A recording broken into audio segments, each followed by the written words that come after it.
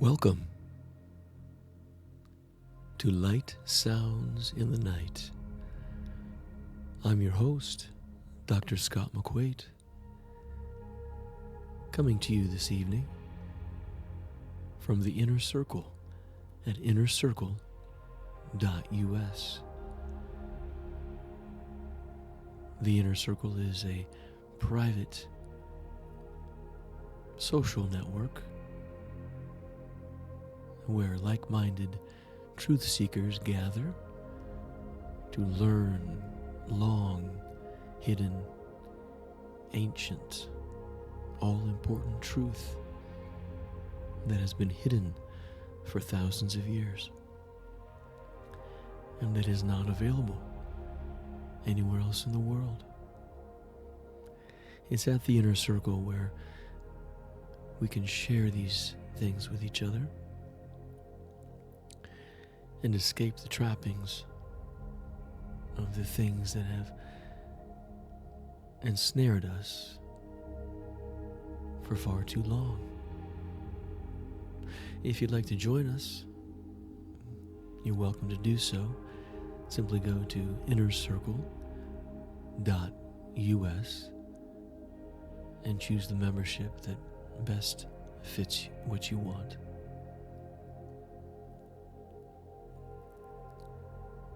I hope that wherever you are tonight, things are going well for you. Our world is getting crazier and more chaotic every day, it seems. We are living in unprecedented times. And there are so many things happening in our world and in our skies above that have literally never happened in recorded history.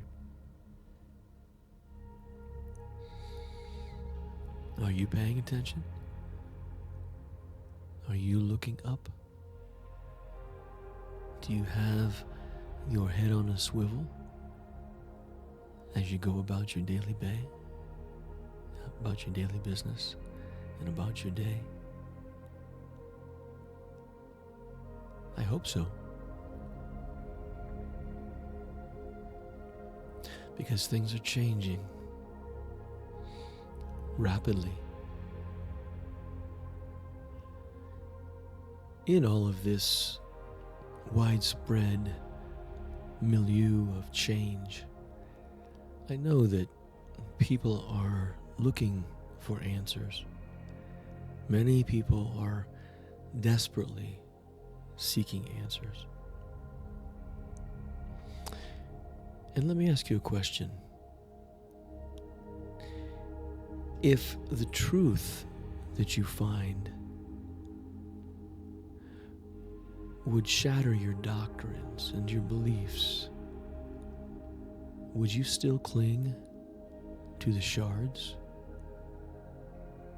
It's a question I've asked members at the Inner Circle for years, and it's a very serious one.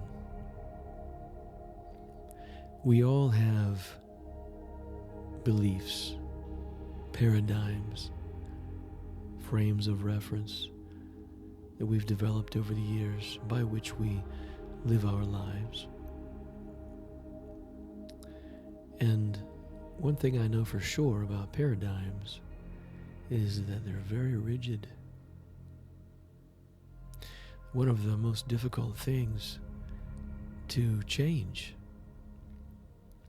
to overcome.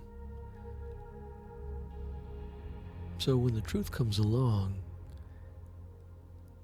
although sometimes it hits hard and it will crack those paradigms, it's still an act of the will that's necessary to move into that new place, that new way of thinking. It doesn't just happen. We have to choose. And oftentimes, when the truth does shatter those paradigms, it can leave fragments that are very enticing to us to reach down and grab them, pick them up, and try to put them back together into that old framework, into that old way of looking at things. But just like broken glass will cut you and make you bleed and cause you pain, so too, reverting back to the old ways of living our lives, the old ways of thinking, can cause just as much pain and just as much damage as those shards of glass. It's a question that we all have to ask ourselves. What will you do when the truth shatters your doctrines? Many years ago, when I was a young man, I had grown up in the church, and I had gone to 2 different Christian colleges and then 2 secular Christian colleges for a time, and then 2 Christian seminaries. And I had obtained a vast array of knowledge from different sources, religious sources, non-religious sources. And growing up, I had gone to several different churches.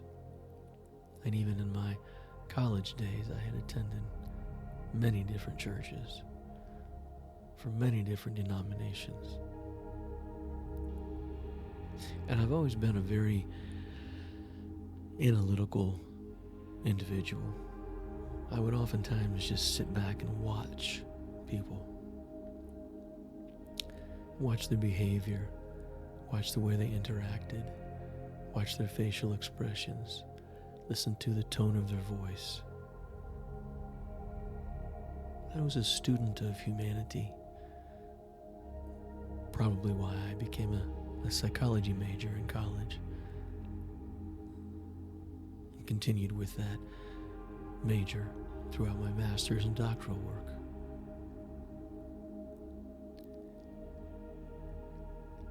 And as I watched and analyzed and looked at people's behavior and their interactions and the things they said,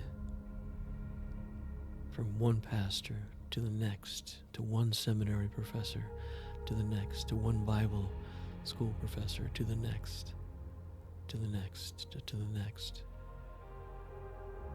I learned. And one of the things that I learned was that if Christianity is characterized by anything, it is confusion.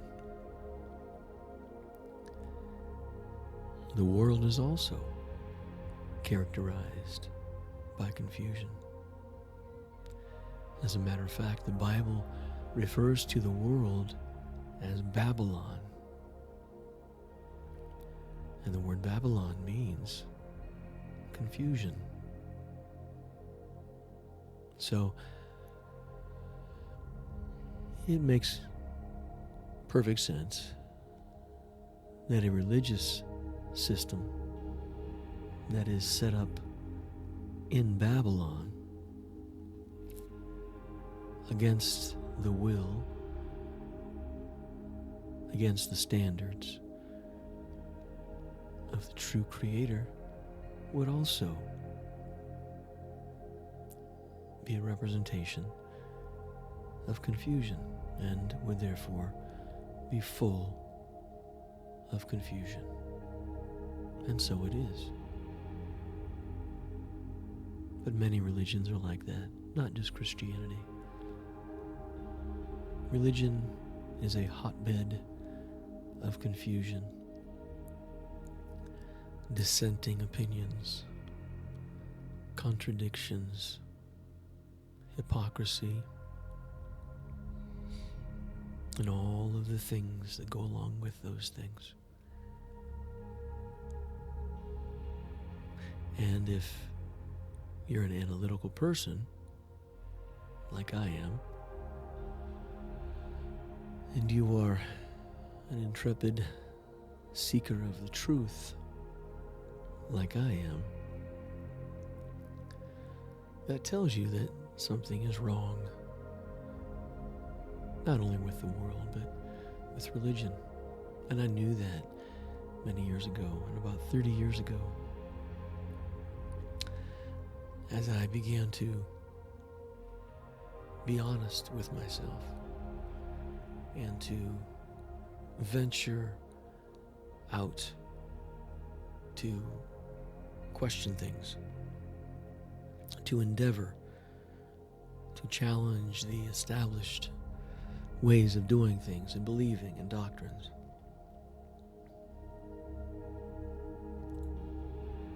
I began to get serious with my relationship with the Heavenly Father like never before. And I fasted for 3 days and prayed during that time. That was about 3 decades ago. And I said, Father, I love you. And if you would allow me to learn the truth, to teach it to others, and apply it to my life, I would be willing to do that. And I would love to do that. And it was at that point that my real journey began. My real journey into truth. I had been on a journey, and I was told that the destination was truth, and that I was walking in the truth. But the fact of the matter was, that was a lie. There was some truth in the path that I was on, but it was not what Christ called the way. It was not the path of truth. It is that path to which he was referring. It is a narrow path. It is a straight path. It is not a crooked path that goes off into many different branches that we choose to walk according to however we feel on any given day. It is not a path that gives us the opportunities to go according to the ways of the world. The path that Yesu taught was a straight, narrow way. And Yesu said that there are only few who find it. And the path that I was on was full, elbow to elbow, as I walked down this wide, winding road full of people who had all kinds of different opinions about what the Bible meant, what Christ was talking about, who the Father was, what the stories in the Bible meant, how they were supposed to live their lives, what was right, what was wrong, what was acceptable, what was not acceptable. All kinds of different opinions. If that's not a perfect recipe for disaster for a young man who's trying to find his path, his way in life, I don't know what is. As I got more and more serious, and I followed the Father on this path, I developed a very intense love and appreciation for His Word. Not just the Bible. I'm not referring to the Bible really, because the Bible is not the Word. People tell you it is. They will argue with you vehemently and tell you that it is the Word, but it's not. It never refers to itself as the Word. If it was the Word, which is singular, which is pure, which is whole, which is unified, then those who read it and study it would not be on so many different paths within Christianity and within the world. It just doesn't make sense. So as I stayed on this straight and narrow path and committed myself to doing so, the Father, little by little, showed me what His Word really was. And 30 years later, having used that Word and the cipher, the ancient key that He helped me discover, I've unlocked so many things, thousands of things. And this is what the inner circle and all of my books and articles are all about. And if you are a member of the inner circle, you know that those things are life-changing. As I've learned many, many things over the years, I've added to that corpus of information, and we've all grown and developed and gained understanding into the Father's way and how He expects us to live our lives. And we've also learned how very much He adores each and every one of us. We've learned that He keeps His promises.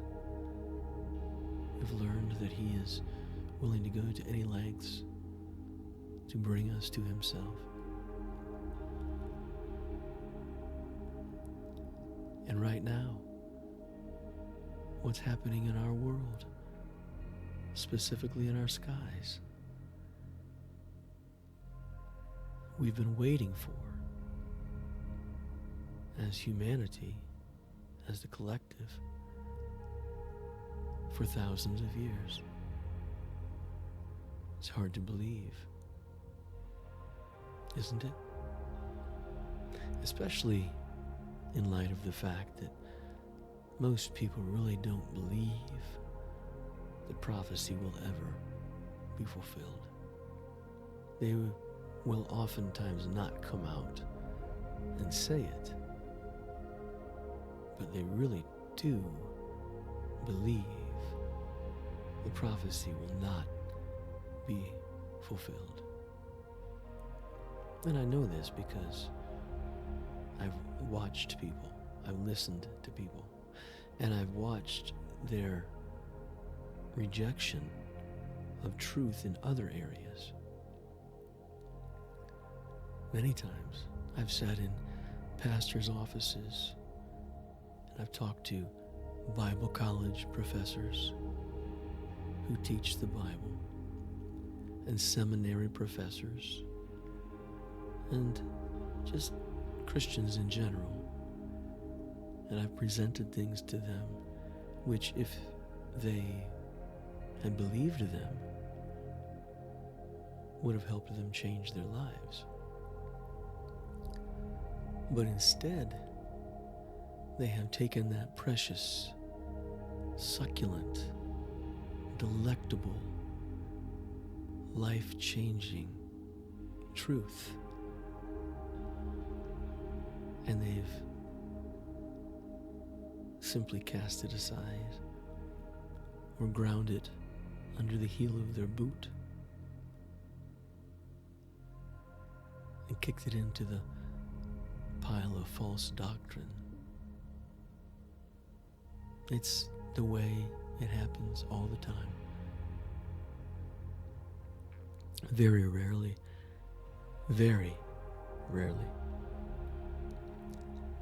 have I ever seen a Christian handle the truth differently, and not just Christians. Rarely have I seen people in the world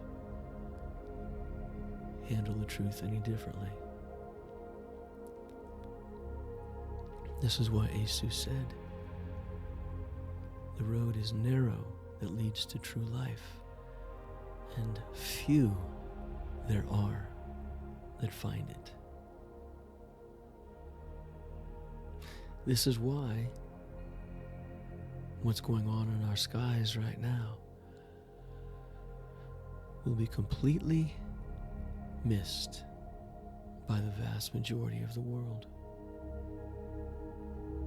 People within religions, people who have no religious affiliation, people who believe in the Father, people who do not believe in the Father. They will completely dismiss it as simply a celestial event. And the event I'm referring to right now is what astrophysicists and astronomers refer to as 3-eye Atlas.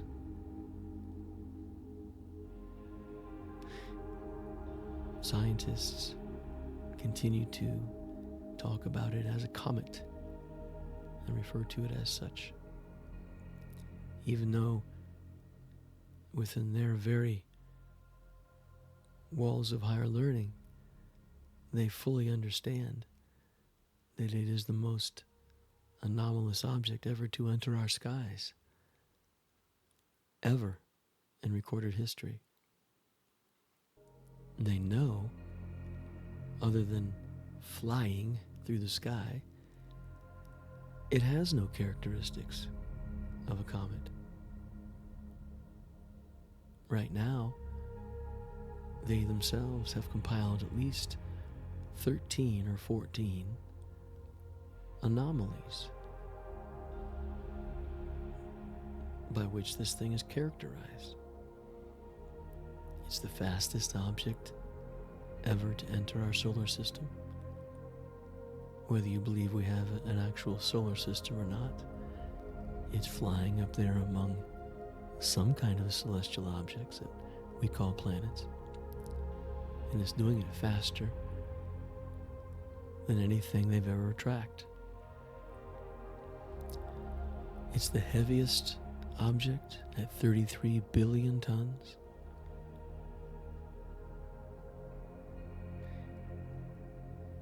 It is the largest object.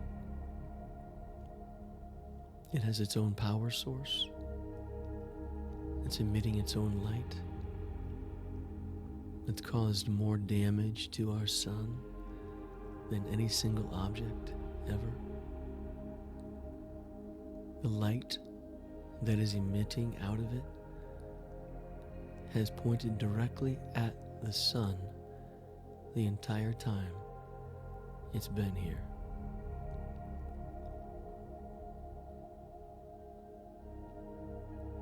There is no comet that has ever done that. Comets have tails, and because there's so much hubris and rigidity within the scientific field, they still call this light an anti-tail. It's not a tail. It's not an anti-tail. It's a light. It's made out of purified nickel. And there are many other anomalies demonstrated by this object. Yet, in their denial and their intense attempt to maintain their scientific box. They call it a comet.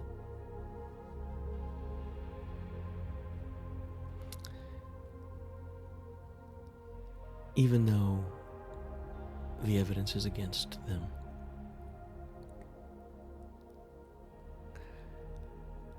When I, however, operate entirely outside of a scientific box and use the cipher, the ancient cipher that I discovered many years ago, the information surrounding this object begins to blossom like a flower. Knowledge about this object begins to pop up like popcorn in a skillet. It is very elucidating when I apply the cipher. That's because the cipher is the word. It is the word, literally. This is why I know that this object is filling so many roles on the prophetic stage in these end times.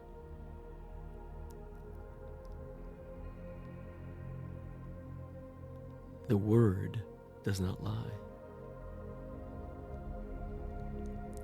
I can look at the cipher, and I right now can list over 35 specific roles, names that this object is called in the Bible. These are not names that people would readily identify this object as being, because the names are oftentimes metaphorical or allegorical, or because people expect these things to be fulfilled in the way, you see, in the way that they expect them to be fulfilled. This is very reminiscent of what the Bible says about all like sheep have gone astray. Everyone has gone his own way. His own way. This is why people expect things to happen in the way they expect them to, based on their doctrinal beliefs, which are false. I know as a certainty that this object represents New Jerusalem. There is no doubt in my mind. It fits the description. I know as a certainty that this is also what is called the wife of the Lamb. I know that this is one and the same as the bride of Christ. I know as a certainty that this is the donkey or the ass that the Bible says Messiah will come on. Now, how do I know these things? That's just a handful I've given you so far out of the 35. How do I know this? Because never, ever before has there been an object that fits these descriptions in our skies. At this exact moment, on the prophetic timeline when all of the other prophecies have been fulfilled. This object is made out of purified nickel, and that is what a very specific logogram referring to it in the ancient cipher says. That is the definition: purified metal. This object is a circle with a hole in the middle. That is another exact definition of one of the logograms that describe this object. This object is multicolored, it is dappled, it is speckled, it is decorated. Those are other logograms from the ancient cipher that specifically refer to this object. This object is high, it is flying, it is shiny, it is glowing, it is luminous, and those are other very specific logograms that refer specifically to this object. I know that it is the woman clothed with the sun, because clothed in the Greek is parabolo, which literally means to wrap around, which is what 3i Atlas did when it wrapped around the sun. And that word sounds very much like parabola, which is a curved plane, which we would call the ecliptic, which is what 3i Atlas, unlike any other object ever, came in on as it wrapped around the sun. But when I use the ancient cipher to unlock the Greek words, to dig down into the more meaningful, deeper definitions, parabolo means to flake off, to peel off the outer layer of the sun by piercing it and disturbing it as it wraps around it. Those are exact definitions from the ancient cipher. It is no coincidence that when 3i Atlas did that, when it wrapped around, when it was clothed with the sun, that it did exactly that, causing a massive coronal hole in the shape of a bird, by the way, for a very specific reason that the ancient texts talk about. It caused massive solar flares, at least one of which was in the top 5 ever recorded. Ever. It then pierced 3 circular equidistant holes that look like the belt of Orion in the backside of the sun. And then, when it came around the sun, it was not affected by the sun's gravity, which has never been demonstrated by any celestial object in recorded history. And it was also brighter and hotter than the sun itself. That sure sounds like who John in the book of Revelation described as the one whose face was like the sun. You see, I also know as a certainty that Three-Eye Atlas is one and the same as Mount Sinai, which has never been discovered. And I know also, therefore, because the Bible tells us that it is one and the same as Mount Horeb. But I know this because I know how to apply the ancient cipher. Along those same lines, I also know as a certainty that it is one and the same as Mount Zion. Mount Sinai, Mount Horeb, and Mount Zion. And this is why John tells us in the book of Revelation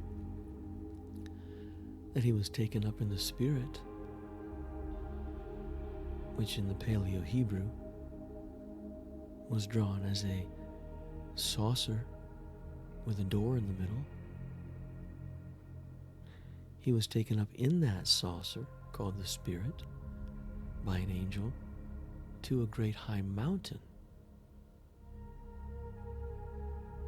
to see a city, New Jerusalem. But I know, because I know how to apply the cipher, that the mountain was the city, New Jerusalem.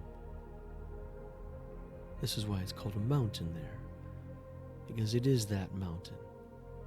It is also Mount Sinai. It is also Mount Horeb. It is also Mount Zion.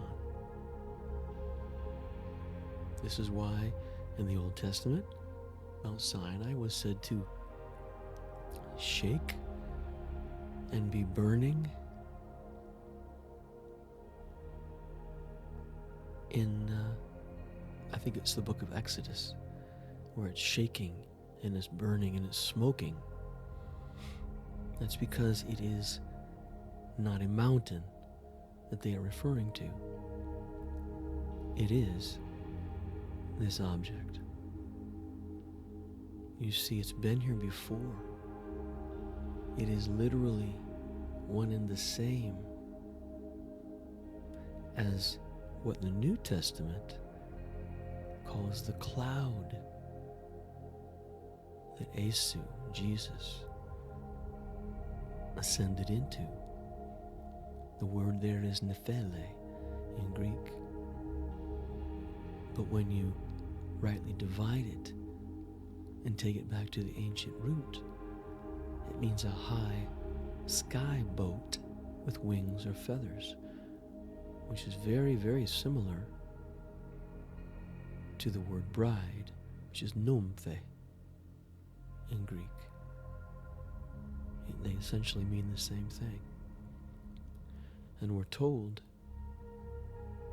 by the passage there in the New Testament when he ascended that he would return in like manner.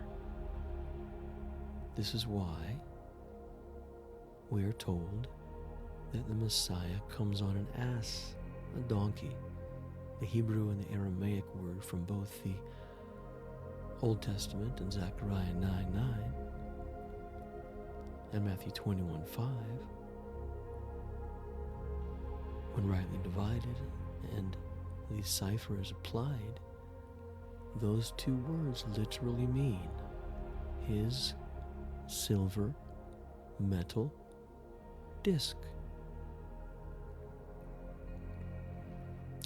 And this is precisely what we are looking at in our skies right now. And the world is none the wiser. Have you ever wondered why Yesu told us 4 times in a row to watch, watch, watch, watch, watch? And he later says, if you do not watch, I will come upon you as a thief. Well, have you ever wondered why your watching would have anything to do with whether or not he comes upon you as a thief? See, this is something that is discarded within Christianity. If he said it, it must be true. I believe him. Even though we may not understand the importance of it exactly, we have to obey him. I believe that he is intently watching for those who are watching. I can tell you as a certainty that I am I'm an intrepid watcher. I look in the sky all the time because he said, "Look up, for your redemption draws nigh." He told us to watch. He said, if we're watching, we would see him coming. Now, he said that the whole world would see the Son of Man. But what you have to realize is that when the Son of Man comes, that's the time for judgment. We want to see the sign of the Son of Man. And wouldn't you know it, that is exactly another precise role that 3i Atlas is playing. The word sign in the Greek is semeion, and that literally refers to a disc and purified metal. Literally. It's very much the same series of events that we see happening in Revelation 17. In that chapter, very much like Sodom and Gomorrah, an angel says to John, "Come here. I want to show you New Jerusalem, the Lamb's wife." Tells us right there that New Jerusalem is the Lamb's wife. And he took him up. The angel took John up in the Spirit, which in the Paleo Hebrew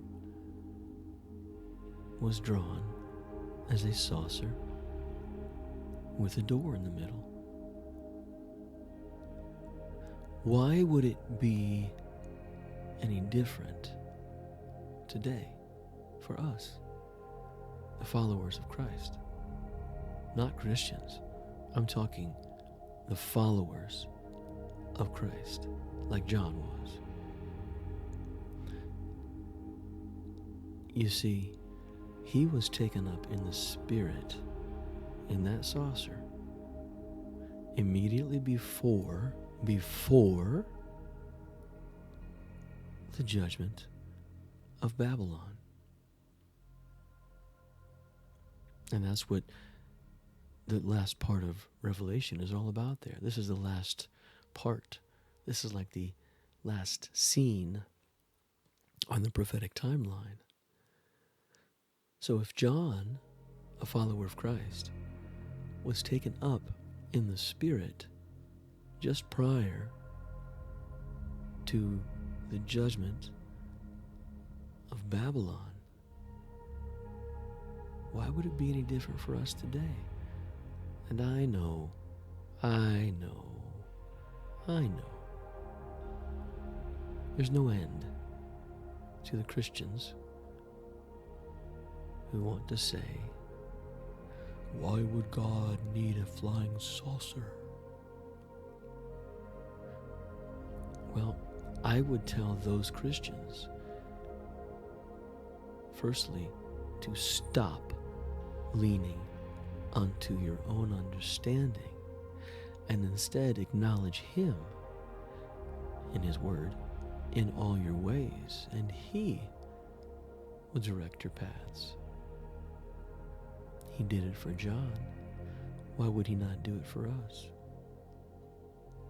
You see, it's not about what the Father needs, what He can and can't do. It's about what lengths He's willing to go to bring His children home.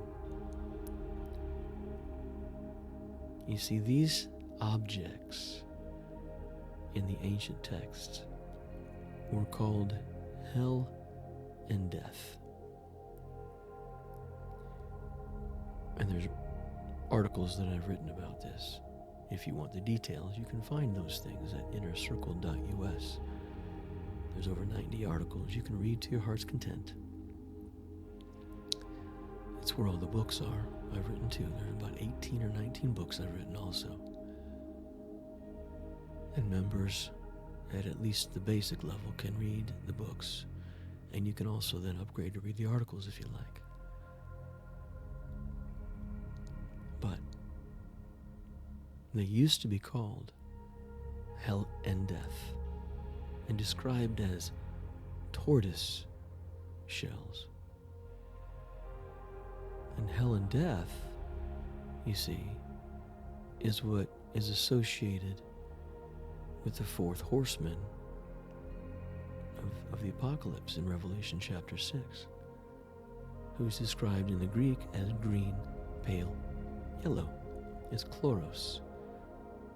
It means green, pale, yellow, which just so happens to be the exact definition of the logograms for the word sign, semeion, of the Son of Man.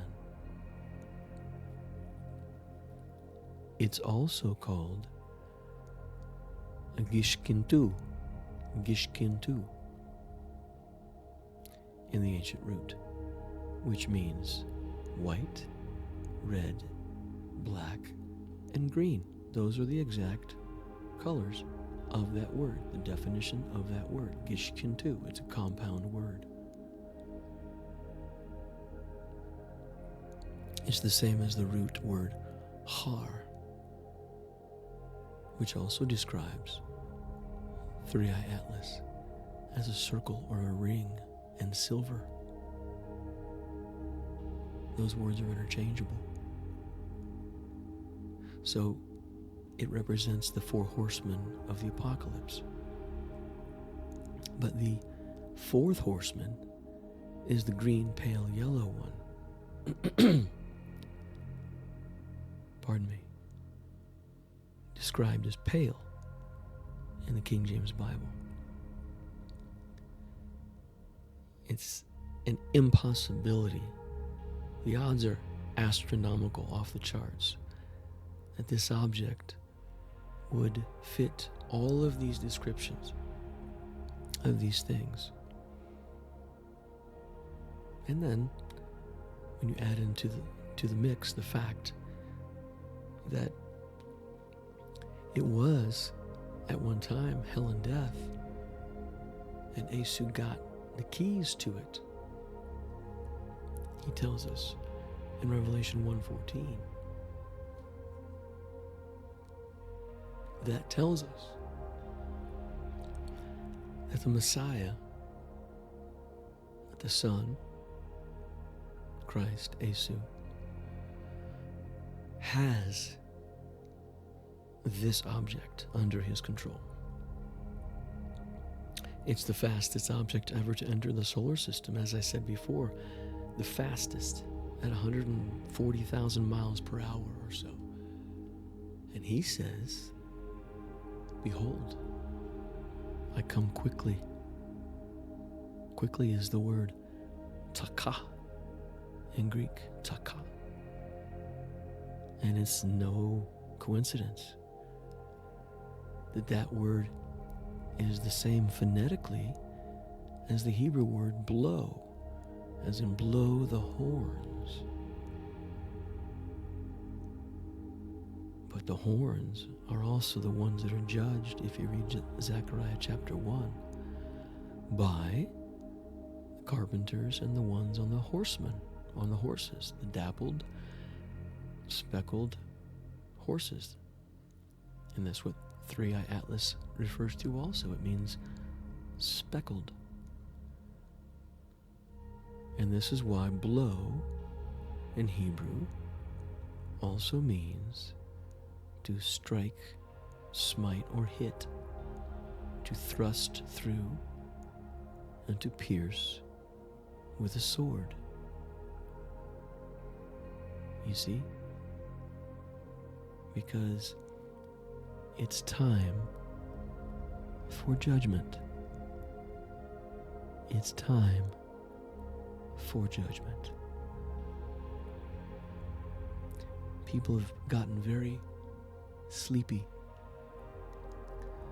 very much like the church in Laodicea, which is sleeping, not paying attention, not watching, not looking, not obeying, not walking the narrow, straight path. They're going about life the way that they want to go about life, living their lives according to the ways of the world. Followers of Christ know better. We know the dire importance of walking as Christ walked, as living as he lived. Christians are the first to say, well, you're not saved by works. You're saved by grace through faith and not by works, lest any man should boast. But you see, Asu had something different to say than what was said about him. And it's altogether different than what Christianity teaches today. Because he told Peter in Matthew, when Peter was asking him what it was, what benefit it was for them to follow him, Asu told him clearly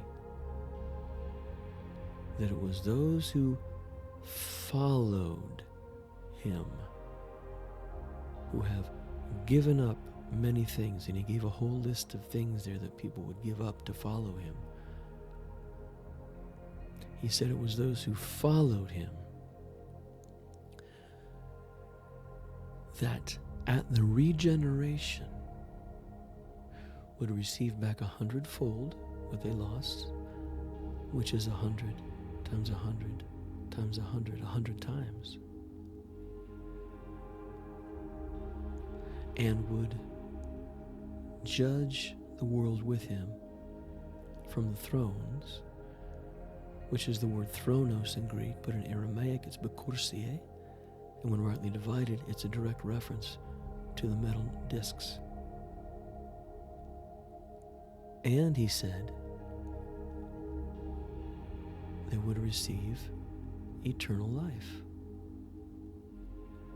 But what people don't know is that the word follow, which is akolotheo in Greek,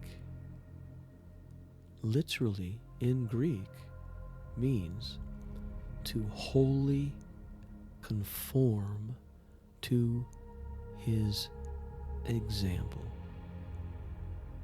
You walk as he walked. You do what he did. And you live your life as he lived his. According to Esu, according to Christ. That is how you receive eternal life. And you don't do it to receive a reward, to receive the 100-fold of what you lost. That's just icing on the cake. You do it because you are drawn to it, because in the spiritual realm, like attracts like in that way. I'm not talking about genders or sexuality or anything like that. I'm talking about spiritual things. In heaven, there's no giving or taking in marriage. So don't let your mind go there. I'm referring to the truth in a person that is attracted to the truth of Christ. You do it because you yearn for the truth. You yearn to be with your Creator, and you want to please the Maker of your soul. That's why you do it. And right now, what's going on in our skies is unprecedented in recorded history. If you want to read this article and get all of the details, it's a 24-page article. It took me a long time to write this.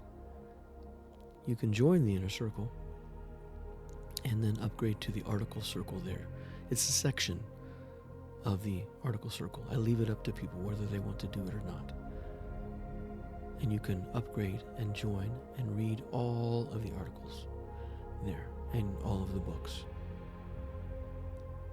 And you can interact with everybody, and you can have a link. I will give you a link to our very active Telegram channel. And you can learn to your heart's content. And I promise you, the lion's share of what you learn is not available anywhere else on the planet. That's a fact. For 30 years, I've asked people, please, if you know anybody else who teaches this, who does exegesis like this, who rightly divides the words like this, who can provide thousands of insights like this, explaining the Bible, the words, the parables, the stories, the passages, please tell me. I want to meet them. We're kindred spirits. And in over 3 decades, never has anybody told me about anybody else. It's because there's a call on my life. It wasn't just a hobby that got me into this or an interest. It was a very specific clarion call. When I was a young man, it seemed like many different places that I went, they would call me out of the crowd in these churches, in these sanctuaries, and they would prophesy over me. It got to the point where I took paper with me and wrote it down, or had somebody write it down that was with me. Or eventually, I took a tape recorder with me. And there was a very specific call on my life. The Father told me that I would be the standard bearer. He told me that I would be the trailblazer. He told me that I would hold the key to unlock things that no one else could unlock, and that I would uncover things that no one else had ever uncovered. You see, the best way I can explain it is that what I do, because of the Father's call on my life, is I unseal the book that was sealed in the book of Daniel. Daniel was told to seal up the book and shut up the words until the time of the end, when knowledge would increase. Christians always think that that's something else, or have some kind of, they apply some kind of doctrinal nonsense to that. He was told to seal up the book and shut up the words until the end. And he was told to do that about 586 years before Christianity came around. Well, the elephant in the room is, if those words were sealed up before Christianity was established, long centuries before, and only to be opened and unsealed at the time of the end, then what in the world has Christianity been teaching? It is not the truth of Christ. It is the doctrines of Christianity. Right now, we are living at an extraordinary time. And what's going on in our sky is unprecedented. Don't be fooled by thinking that because 3i Atlas seems to be on an outward trajectory, heading toward Jupiter, and according to astrophysicists will leave. Don't be fooled. What it has done was all prophesied. That light that has been facing the sun this whole time is a literal weapon that the ancient texts say in a hidden way, but they say it very clearly when you uncover it. It was for the purpose of peeling off or flaking off or tearing off the outward layer of the sun by piercing it and revolving around it. That's exactly what the definitions say. It's lining things up for the sun to be darkened. So, be ready for that. Remember, things don't usually happen in the way that we think they will.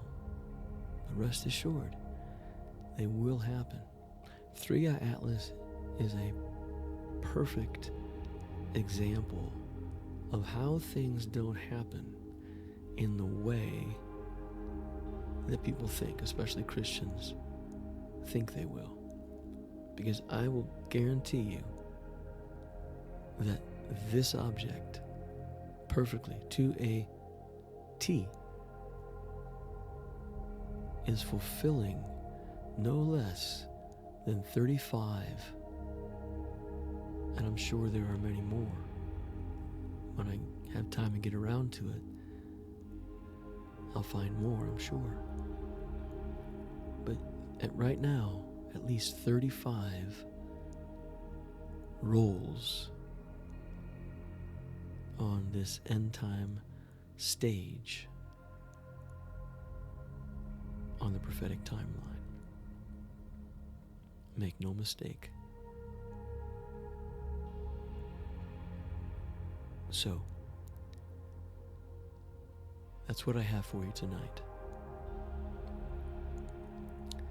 I encourage you to keep looking up. Walk the straight path. Don't be discouraged. Don't let the cares of life get you down. I know about discouragement. Believe me. Someday I will probably write a book about the events of my life if we're still here. But don't base your feelings on what you see. Base them on what you know. Walk by what you know, not by what you see. The Father's always there to lift you up, and He knows everything that's happening in your life and everything that will happen long before you do. And He's got this. Thanks for tuning in. I appreciate you taking the time to listen tonight. I hope this has been encouraging to you. I hope that it's lifted your spirits and put some wind in your sails to keep you going. I know life is hard sometimes, but just know that the Father's got your back. And if you want to be around people who are of like mind, of truth seekers, who care about each other, come to the inner circle. That's why I established it many, many years ago. Keep your chin up. Go back through this and listen some more. And if you want the details, you can I've written 3 articles. The latest one is the longest one. It's 24 pages. You can get that at innercircle.us. Or if you would just prefer to buy the books, I've written at least 18 books. You can read the 18 books by getting those at paxeonpublishing.com. That's Paxeon publishing.com. And if you would just like to support this work by sending me a donation or buying me a coffee, you can do that at paypal.me/Dr.